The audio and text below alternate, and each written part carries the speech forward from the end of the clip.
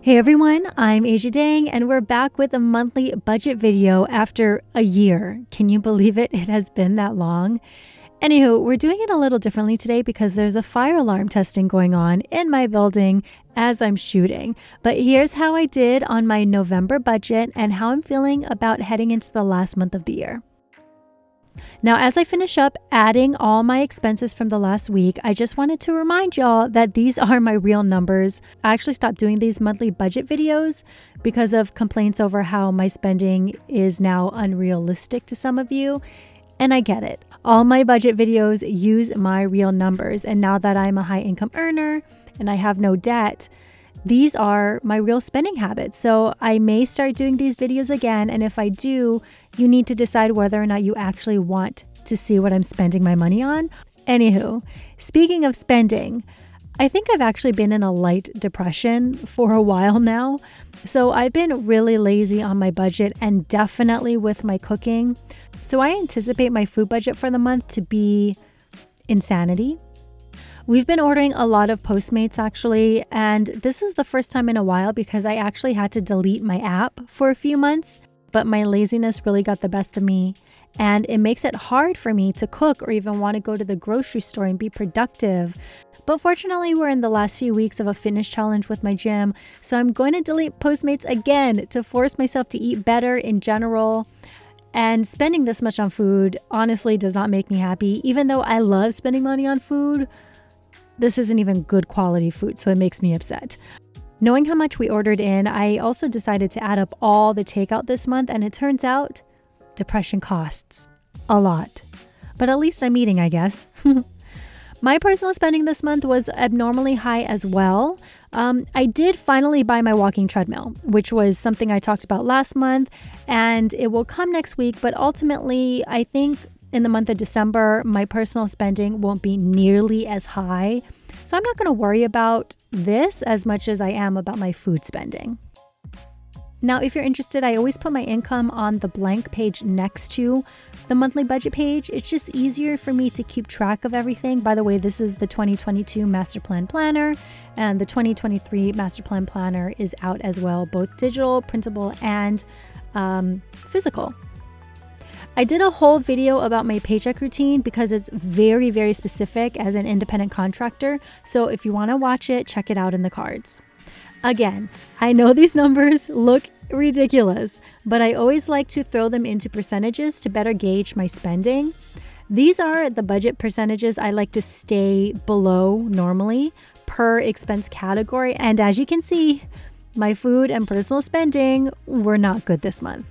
And putting money towards my money goals has been significantly lower this month than what I prefer to put aside for a couple reasons. One, as you may have noticed, I haven't been working for about 3 months. So this is actually my first good paycheck month since like August, September. Fortunately, I didn't need to dip into my emergency fund, but it was getting dangerously close up until a few days ago. So instead of throwing money into like my sinking fund goals or retirement or my down payment account, I'm leaving a good chunk of money in my checking account to build back up my cash cushion. Again, I did a video about what a cash cushion is and why it's important to me in the cards, so check it out. Now, after breaking down my monthly budget, I head over to the extra money tracker page.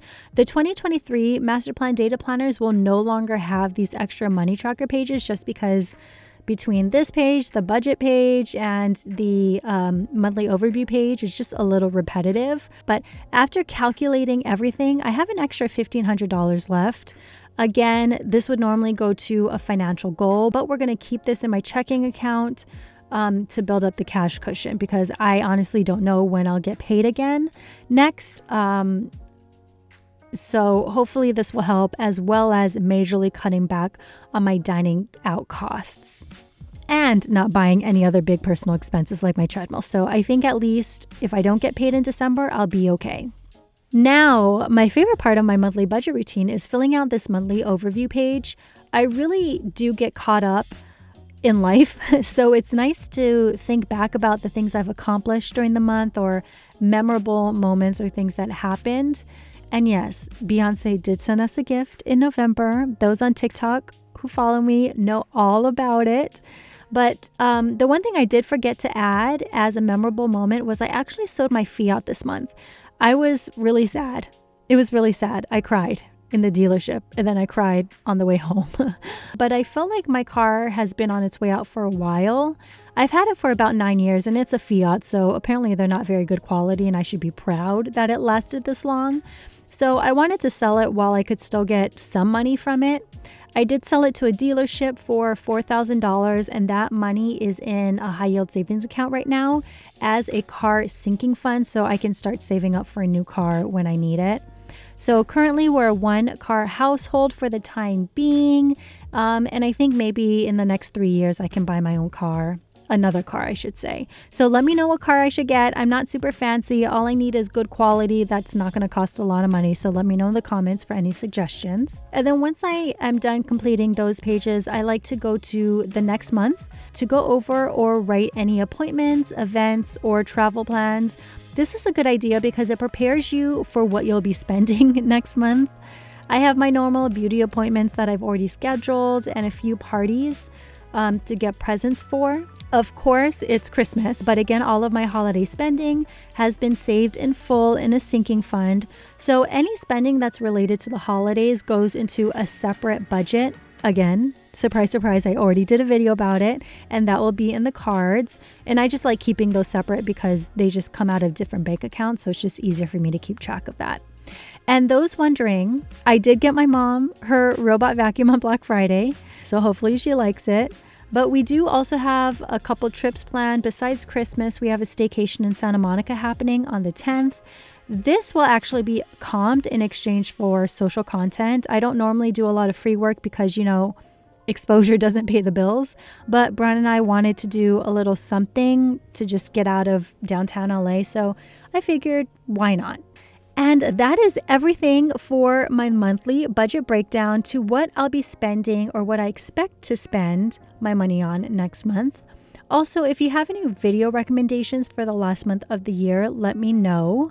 Every December, I normally just do like goal setting videos and money tracking videos and stuff like that. But if you want to see anything else, let me know. But this has become my end of the month routine. And even if I totally F myself with my budget, I still like doing these breakdowns because it helps me refocus to do better the next month. By the way, I did this on my digital planner just because it's easier to film, but here's my physical planner. Here's what it actually looks like on my day-to-day, okay? All right, everyone, thank you so much for watching. I hope you all did well in November and we can all collectively finish strong for the last month of 2022. All right, see you next video. Bye.